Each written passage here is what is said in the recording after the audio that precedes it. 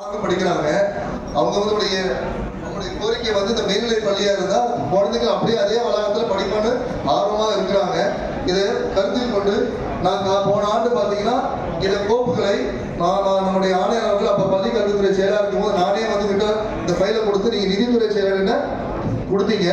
அந்த நேரத்தில் விதிமுறைகளுக்கு உட்பட்டு இல்லாதனால தரம் உயர்த்தப்படும் சொல்லியிருக்கிறோம்.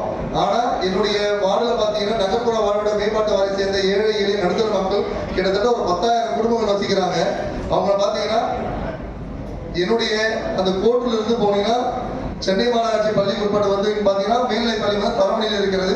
கிட்டத்தட்ட ஒரு 4-5 கிலோமீட்டர் தொலைவில் போகணும், இல்லைன்னா நந்தனத்தில் போகணும். அது போக்குவரத்து நெரிசலான பகுதி. மாணவர்களுக்கு நலன் கருதி மாணவர்கள் போக்குவரத்து பாதுகாப்பான நிலைமையில தான் இருக்கிறது. அதன் காரணத்தை கொண்டு ஆணையர் அவர்களும் இந்த விதிமுறைகளை தளர்த்தி இது மேல்நிலை பள்ளியா தரம் கொடுத்தீங்கன்னா நல்லா இருக்கும். இதற்கு பார்த்தீங்கன்னா பில்டிங் வந்து பார்த்தீங்கன்னா நல்ல அருமையான பில்டிங் கட்டி கொடுத்துருக்குறோம். ஆனால் அது அப்படியே ஒன்றும் பயன்பாட்டே இருக்குங்க.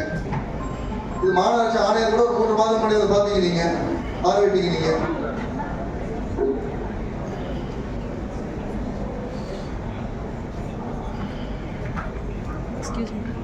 பள்ளி மேலாண்மை குழுவும் நம்முடைய 77 மாணவருடைய கைப்பட லெட்டரும் வாங்கியிருக்கிறோம்.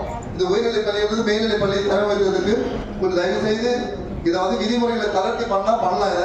என எங்க பகுதியில் இருக்கிற எங்களுடைய ஏழை எளிய மக்களுக்கு கவனம் செலுத்த வேண்டும் கேட்டுக்கொள்கிறேன். கேட்டிருக்கிறேன், அதை வச்சுதான் கேட்டிருக்கிறேன். அதே அடுத்த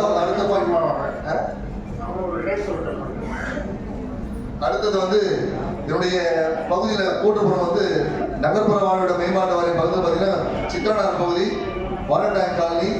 இப்போ வந்து ஒரு 1800 புதிய வீடுகள் கட்டுப்பாடு வருகிறது. அது